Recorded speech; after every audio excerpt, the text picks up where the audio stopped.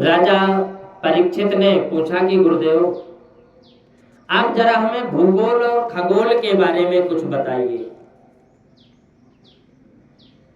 तो सुखदेव जी महाराज ने कहा कि राजन, इस भूमंडल पर जम्बूद्वीप आदि 7 द्वीप हैं, जो एक एक सागर में समावृत है। जम्बूद्वीप के कमल कर्णिका की भांति 9 खंड है। इलावृत, किमपुरुष, रम्य, हरिवन, केतुमाल, हरिवर्ष, उत्तर गुरु,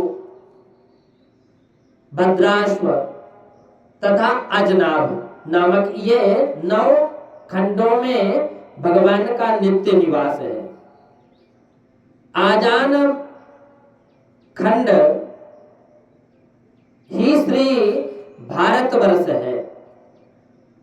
इस भारत भूमि में भगवान नर और नारायण के रूप में बद्री विशाल भगवान विराजमान है। और देवर्षि नारद जी के साथ समस्त देवता भारतीय उनकी आराधना करते हैं। भारत भूमि ही कर्म भूमि है, अन्य सब भोग भूमि है। इसलिए धर्म की स्थापना के हेतु भगवान जितने अवतार भगवान के हुए सब भारत भूमि में हुए। देखो, जब भगवान विश्व का कल्याण करने के लिए आते हैं तो सारा ब्रह्मांड तो भगवान का है, तो फिर भगवान भारत भूमि में ही क्यों लेते हैं जन्म? एक कोई प्रश्न अगर शंका है, भगवान के अवतार जापान, अमेरिका, इंग्लैंड में क्यों नहीं होते? तो उसका समाधान है। कोई यदि पूछे कि भगवान क्यों जन्म लेते हैं भारत में, तो ये पूरा शरीर हमारा है, पर इस शरीर के किसी कारणवश पांव काटना पड़े तो हम पांव काट कर बिना पांव के जीवन चला लेंगे। हाथ काटना पड़े तो हाथ काटकर पूरा जीवन चला सकते हैं। पर यदि पूरा शरीर स्वस्थ है, सुरक्षित हो, लेकिन हृदय की धड़कन यदि समाप्त हो गई है तो पूरा शरीर व्यर्थ है। उसी प्रकार समस्त विश्व परमात्मा का विराट वपु है, परंतु भारत भूमि भगवान का हृदय स्थल है। और इस भारत भूमि में धर्म की धड़कन जब तक चल रही है तब तक विश्व में धर्म का साम्राज्य। और भारत भूमि के हृदय स्थल में से यदि धर्म की धड़कन रुक जाए तो सारे विश्व में धर्म की हानि हो जाएगी। इसलिए भगवान के जितने भी अवतार हुए, भगवान कहते हैं ना कि धर्म संस्थापनार्थाय संभवामि युगे युगे। धर्म की स्थापना के लिए भारत भूमि में ही भगवान पधारे। और बड़े बड़े देवता इसलिए भारत भूमि में जन्म लेने को तरसते हैं। कहते ना कि अहो अमीसाम किम कारिशोभनम प्रसन्न एषाम विदुत स्वयं हरि यैर्जन्म लब्धम नृषु भारताजिरे मुकुंद शैवो पैकम स्पृहाहिना। स्वर्ग के देवता जब भारतीयों को भगवान की सेवा में रत देखते हैं ना, तो उनके मन में जलन होती है और ये कहते हैं, विचार करते हैं कि ये मानव आज तक हमारी पूजा कर रहा है। यदि इसी प्रकार से पर ब्रह्म की आराधना करता रहा तो कल इसकी पूजा हमें करनी पड़ेगी। यदि कोई आप ही कर्मचारी का आपका अधिकारी बनकर आ जाए तो कैसा लगेगा, कितनी जलन होगी। उसी प्रकार मानवों को भी प्रभु के द्वारा ये आरक्षण प्राप्त है। इसी कर्म भूमि में जैसा कर्म करोगे तदनुसार आपको वैसा ही फल मिलेगा। पर देवताओं की कर्म भूमि नहीं है, वह भोग भूमि है। और जिसने अभी तक जितने पुण्य किए उन पुण्यों का फल भोगो, उसके बाद लौट आओ। तो मानव जब शुभ कर्म में प्रवृत्त होता है तो देवताओं को डर लगने लगता है कि यदि ये ऐसे ही करता रहा तो कल इसकी पूजा हमें करनी पड़ेगी। इसलिए उन्हें स्पृहा होती है। जो आनंद धरा है ना, वह स्वर्ग में भी नहीं है। जो आनंद धरा पर है, पृथ्वी पर है, वो स्वर्ग में भी नहीं है। ना यत्र वैकुंठ कथा सुधा पगा न साधवो भगवान तदाश्रया। जहां पर न तो भगवान के भक्त का दर्शन और जहां पर न यज्ञों के स्वाहा स्वधाकार सुनाई पड़े, ऐसे सुरेश शोकापि न वै ससेव्यता। ऐसे स्वर्ग में जाकर क्या करोगे? ये सारा आनंद इसी धरातल पर है। आज जन्माष्टमी का उत्सव मना रहे हैं, आज रामनवमी का उत्सव मना रहे हैं, आज विवाह पंचमी का उत्सव मना रहे हैं, आज झूला महोत्सव मना रहे हैं, आज भगवान का रंग पंचमी का महोत्सव मना। नित्य आए दिन कोई ना कोई उत्सव भक्तों के बीच मनाते रहते हैं। ये आनंद तो बैकुंठ में भी नहीं है। और भगवान बैकुंठ में भगवान के दर्शन तो मिल जाएंगे, पर भगवान का जन्मोत्सव वहां पर थोड़ी ही मिलेगा। वहां तो जन्म होता है, होता ही नहीं। इसीलिए ये बड़े बड़े रसिक संत इस आनंद के लिए मोक्ष अपवर्ग सुख की भी तिलांजलि देते हैं। अब अन्य लोकों का वर्णन करते हुए सुखदेव जी बताते हैं कि अतल, वितल, सुतल, सलातल, महातल, रसातल और पाताल, ये 7 लोक पृथ्वी के नीचे हैं। और इसके विपरीत भू, भुवः, स्वः, मः, जनः, तपः और सत्य, ये 7 ऊपर हैं। सतलोक ऊपर है और नीचे से ऊपर तक इस संपूर्ण ब्रह्मांड की दूरी 50 करोड़ योजन है। परीक्षित के प्रश्न करने पर फिर आगे नरक का वर्णन विस्तार से करते हैं। पृथ्वी से 99,000 योजन नीचे यमराज की यमपुरी है। तामिस्त्र, अंध्रतामिस्त्र, रौरव, महारौरव, कुंभीपाक, कालसूत्र और असिपयवन, शूकरमुख, अंधकूप, कृप भोजन, सप्तमूर्ति, सप्तसूर्य, वज्रकंटक, साल्मिक, वैतरणी, भूयोध, प्राणरोध, विश्वासम और लाला भच्च, सार में यातन, आवीच, अयहपान, ऐसे आदि बहुत सारे प्रधान रूप से 28 नरकों का वर्णन। तो किस पाप से किस नरक में कौन सी यातना जीव को भोगनी पड़ती है, उसका भी एक एक करके बहुत विस्तार किया। तत्र यस्तु परिवृत्त, कहते हैं कि जो प्राणी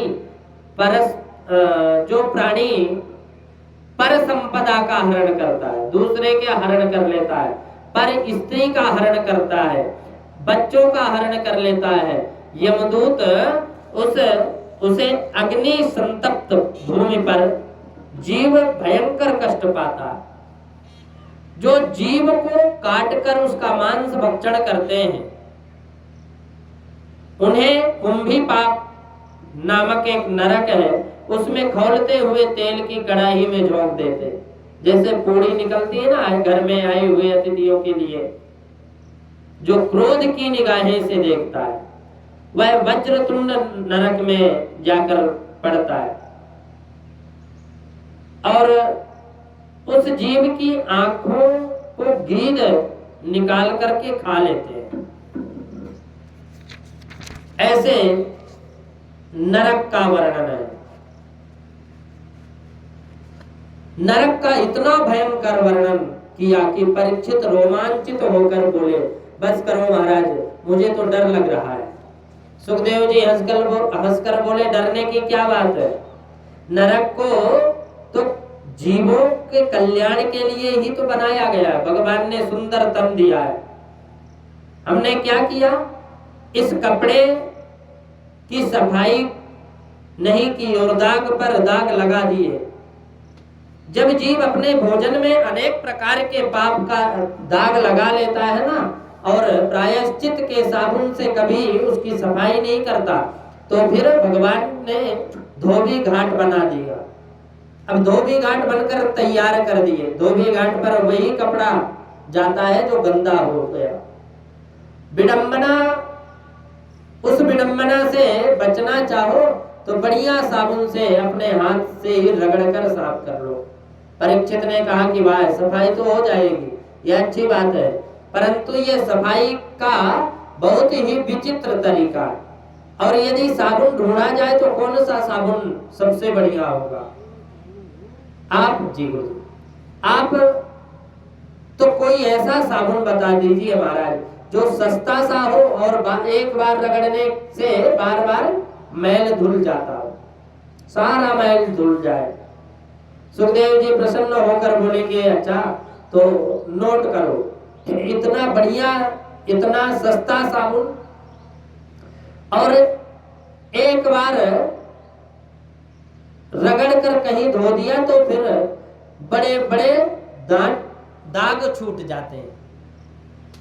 सुखदेव भगवान कहते हैं, परीक्षित, जैसे तुम भुवन भास्कर सूर्य नारायण के उदय होने पर संपूर्ण त्रिभुवन का अंधकार समाप्त हो जाता है, ऐसे ही भगवान के मंगलमय नाम का मुख से गान करते ही जीव के जन्म जन्मांतर के पाप पुंज भस्मीभूत हो जाते हैं। परीक्षित ने कहा कि महाराज ऐसा कभी हुआ है? कोई प्रमाण दीजिए। तब सुखदेव जी महाराज अजामिल उपाख्यान सुनाते हैं। कन्नौज में रहने वाला अजामिल ब्राह्मण बड़ा वेद पाठी, मातृ पितृ का भक्त था, पतिव्रता पत्नी भी थी, आज्ञाकारी बेटा भी था। ये सब कुछ होने पर दुर्दैव से एक दिन समिधा बीनने गया जंगल, और किसी शूद्र को वैश्या में रत देख लिया तो मति मलिन हो गया और फिर उसी वैश्या के साथ हमेशा को चला गया। 10 संतान हुई। सबसे छोटे बेटे का नाम संतों के कहने से उसने नारायण रख दिया। बात बात पर उसी को बुलाता था। एक बार जब मृत्यु का क्षण निकट आया तो काले काले यमदूत उसकी ओर दिखाई पड़े, तो डर के कारण इसने अपने बेटे नारायण को बुलाया, बेटा नारायण बचाओ, बेटा नारायण बचाओ। तो जहां यह शब्द सुनाई पड़ा भगवान के पार्षद के कान खड़े हो गए। दूरे क्रीडन का सक्तम पुत्र नारायणा वयम प्लवामितेन स्वरेणोच्चैर जुहावाकुलेन्द्रिय। पूरे बल के साथ जब पुकारा नारायण बचाओ, तत्क्षण भगवान के 4 पार्षद प्रकट हो गए और दूतों को धक्का मारकर यम पास से मुक्त कर दिए। यम के दूत तुरंत उठकर खड़े हो गए। क्यों भैया, तुम 4 चमकीले कहां से आ गए? विष्णु जी के दूत ने कहा कि तुम बताओ तुम काले कलूटे कहाँ से आए हो। यमदूत ने कहा कि हमें नहीं जानते, हम यमराज के दूत हैं, पापियों को पकड़ने का ही काम करते हैं। आपका परिचय? बोले हम तो विष्णु भगवान के दूत हैं। नारायण को पुकारने वाले को पकड़ने का दुस्साहस तुमने कैसे सुना? नारायण को पुकारने वाले को हम आ जाते हैं लेने के लिए। तुमने सुना नहीं है कितनी जोर से चिल्लाया है नारायण बचाओ, और फिर तुम उसे पकड़ने का दुस्साहस करते हैं। यमदूतों ने कहा किसी और को पागल बनाओ, तुम्हें मालूम नहीं इसके बेटे का नाम है नारायण, ये तुम्हारे मालिक को नहीं अपितु अपने पुत्र को पुकार रहा था। विष्णु दूतों ने कहा कि हमें बेटे का नाम नारायण तो 2-4 साल पहले ही रखा होगा, ये अपने बेटे का नाम 2-4 साल पहले रखा, पर भगवान हमारे स्वामी नारायण तो अनादिकाल से हैं, बोलो किसका नाम मानेंगे? तब कहते हैं कि सांकेत्यम पारिहास्यम वा स्तोभम हेलनमेव वा वैकुंठाम ग्रहण मशेषा घहरम विदु। भगवान के मंगलमय नाम का एक बार गान करने से जीव के समस्त पाप तत्क्षण भस्मीभूत हो जाते हैं, चाहे वह कैसा भी हो। गोस्वामी तुलसीदास जी कहते हैं कि भाव कुभाव अलख आलसहु नाम जपत मंगल दिस दसहु। वस्तु शक्ति ज्ञान की अपेक्षा नहीं रखते, अग्नि में दाह तत्व की शक्ति है। अब हमें ज्ञान हो गया हो हमें ज्ञान हो अथवा ना हो, पर आग को छूने से वह जलाए बिना नहीं मानती है। इसी प्रकार विष में मारक शक्ति है, हमें ज्ञान हो या ना हो, विष पी लिया तो कहीं से बचने वाले नहीं। वैसे ही अनजाने में भगवान का कोई नाम ले लेंगे तो क्या उसे तरना नहीं पड़ेगा? क्योंकि नाम में जो तारक शक्ति है वह तारक शक्ति तो अपना काम करेगी। तुमने श्रद्धा से अश्रद्धा से उसे कोई भी प्रयोजन नहीं। इसलिए कहीं भी कैसे भी जपो, भगवत पार्षदों और यमदूतों के बीच बहस हुई, फिर भी जब नहीं माने तो भगवत पार्षदों और यमदूतों के बीच खूब पिटाई हुई। यम के दूत अंत में अजामिल को छोड़कर भाग गए, विष्णु दूत भी अंतर ध्यान हो गए। दोनों के संवाद को अजामिल ने ठीक से सुना, आंखों से दोनों को देखा, इसलिए तुरंत वैराग्य हो गया।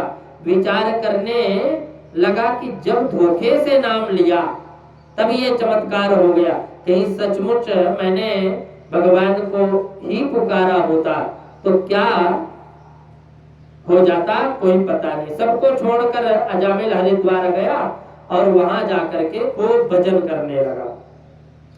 गंगा द्वार मुपे पाय, समस्त बंधनों के से मुक्त होकर अंत में परम पद को प्राप्त किया।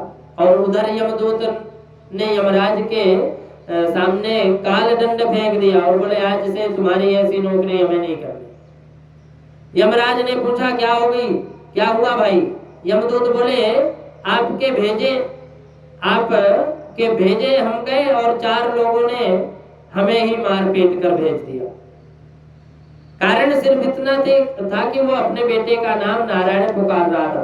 वह कह रहा था कि हमारे स्वामी का नाम नारायण है। दौड़कर यमराज ने उसके मुंह पर हाथ रख दिया, धीरे से बोला धीरे से बोलो। यमदूतों ने पूछा क्यों महाराज? यमराज बोले कि अभी मंगलमय नाम जो तुमने लिया है वह कहीं चिल्ला चिल्ला कर 2-4 बार ले दिया तो इन पापियों के कान में पड़ पड़ जाएगा। और नरक में जो पड़े हैं वो सभी सबको विदाई देने पड़ेगी। और तो मेरा व्यापार भी ठप्प हो जाएगा। यमदूत ने पूछे, अच्छा महाराज ऐसा चमत्कार है तो बताइए इस नाम का महिमा क्या है। धर्मराज बोले, भैया हम क्या बताएंगे, तुम्हें नाम की महिमा भगवान से पूछो तो भगवान भी नहीं बता पाएंगे। कहूं कहाँ लगी नाम बड़ाई, राम न सकहि नाम गुण गाई। यमदूत बोले, अच्छा महाराज तो इसकी महिमा कोई बता ही नहीं सकता, जिस तत्व का प्रतिपादन ही नहीं कर सकता कोई, वह कपोल कल्पना भी तो हो सकती है। धर्मराज बोले कि नहीं, ऐसी बात नहीं है, हम लोग हैं थोड़ा बहुत तो जानते हैं। ये 12 परम भागवत माने जाते हैं। स्वयंभूर नारद शंभु कुमारः कपिलो मुनि, कपिलो मनु प्रहलादो जनको भीमो बलैर्वैयास विरकवयम्। ये 12 भगवत, इसलिए वैष्णव लोग 12 तिलक धारण करते हैं। श्रीमद् भागवत में भी 12 स्कंध है, 12 अक्षर मंत्र का भी बड़ा महत्व है। और इस प्रकार जब नाम की महिमा का निरूपण किया तो यम के दूत बोले कि अब हमें ज्यादा झंझट में नहीं पड़ना, हमें तो सीधी सीधी बातें बता दिया करो कि किसे पकड़ने जाना है। धर्मराज ने बताया कि जिह्वा न वक्ति भगवत गुणानां ध्येयः चेतश्च न स्मरति चरणारविंदम। जो यमराज कहते हैं कि जिनकी जिह्वा में हरि का नाम ना निकले, जिनका सिर हरि के चरणों में ना झुके, जिनका चित्त हरि के चरण कमलों का चिंतन न करे, कृष्णाय नो नमति यच्छर्ये कदापि,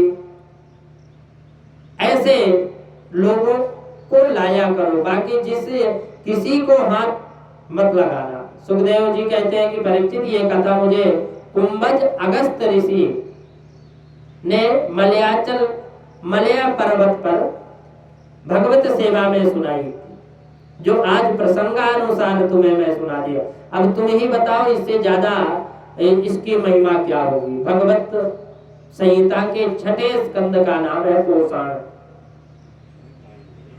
श्री सीताराम जी महाराज की जय। सद्गुरुदेव भगवान।